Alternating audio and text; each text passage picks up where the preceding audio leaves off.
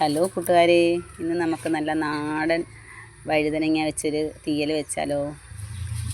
കൊച്ചുള്ളിയും തക്കാളിയും പച്ചമുളകും വഴുതനങ്ങയും കറിവേപ്പിലയൊക്കെ ഇട്ട് ഇപ്പോൾ നമുക്ക് നല്ല അടിപൊളി ഒരു തീയൽ തയ്യാറാക്കാം.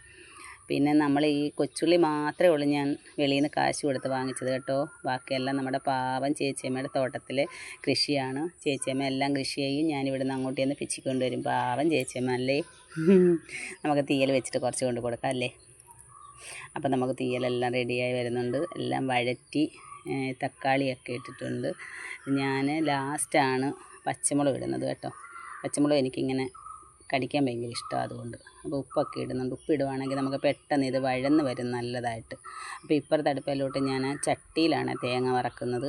അപ്പോൾ ചട്ടിയിൽ തേങ്ങ വറക്കുകയാണെന്നുണ്ടെങ്കിൽ നമ്മൾ ഉദ്ദേശിക്കുന്ന രീതിയിൽ ആ തേങ്ങ വറുത്ത് നല്ല ഭംഗിയായിട്ട് വരും.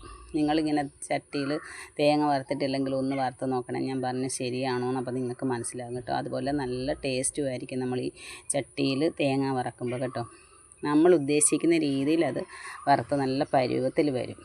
അപ്പോഴത്തേക്ക് ഇപ്പുറത്തെ അടുപ്പിൽ ഞാൻ വേറൊരു ചട്ടിയിലാണ്, ഇത് ഞാൻ തീയൽ വെക്കുന്ന ചട്ടിയാണേ.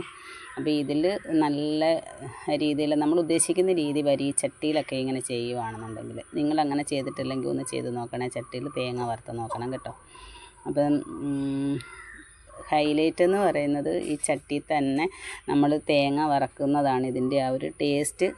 നമ്മൾ ഉദ്ദേശിക്കുന്ന രീതിയിൽ അതെങ്ങനെ ഞാൻ പറയേണ്ടതെന്ന് എനിക്കറിയത്തില്ല. പറഞ്ഞുകൊണ്ടിരിക്കുന്നത് തന്നെ ഞാൻ പിന്നെയും പറയുന്നത്.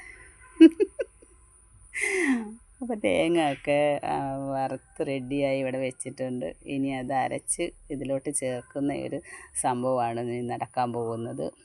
അതിൻ്റെ ഇടയ്ക്ക് ഒരു ശകലം കൈപ്പുളി ചേർക്കേണ്ടതായിട്ടുണ്ട്. ഞാൻ അങ്ങനെയാണ് പറയുന്നത്. കൈപ്പുളി ചേർക്കുക എന്ന് പറയും. തക്കാളി നമ്മൾ ഇട്ടിട്ടുണ്ടെങ്കിലും ചെറിയൊരു കൈപ്പുളി ചേർക്കുകയാണെന്നുണ്ടെങ്കിൽ തീയലിന് ഒരു ഇച്ചിരി കൂടെ ടേസ്റ്റ് വരും കേട്ടോ. അപ്പം തേങ്ങ വറുത്തത് കണ്ട നല്ല വെള്ളം തൊടാതാണ് അരച്ചത്.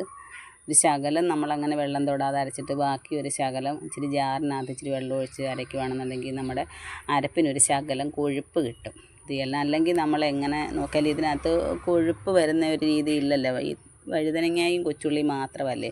അപ്പോൾ ഇത് കൊഴുപ്പ് വരാൻ വേണ്ടിയിട്ട് ഒരു ശകലം അരപ്പ് നമ്മൾ പ്രത്യേകം എടുത്ത് ഇച്ചിരി വെള്ളം ഒഴിച്ച് അരയ്ക്കുകയാണെന്നുണ്ടെങ്കിൽ നമ്മുടെ തീയലിനൊരു ശകലം കൊഴുപ്പും കൂടെ വരും.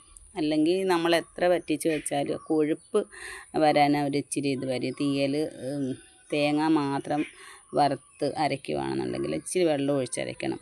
അപ്പോൾ ഇതിൻ്റെ ഇടയ്ക്ക് ഞാൻ ഉപ്പ് നോക്കിയപ്പോൾ ഒരു ശകലം ഉപ്പ് കുറവുണ്ടായിരുന്നു കേട്ടോ. അതുകൊണ്ട് ഞാൻ ഉപ്പ് ശകലം ഇട്ടിട്ടുണ്ട്. അപ്പം പറഞ്ഞതിൻ്റെ ഇടയ്ക്ക് നമ്മുടെ തീയൽ ഇവിടെ നല്ല അടിപൊളി തീയൽ ഇവിടെ റെഡി ആയിട്ടുണ്ട്.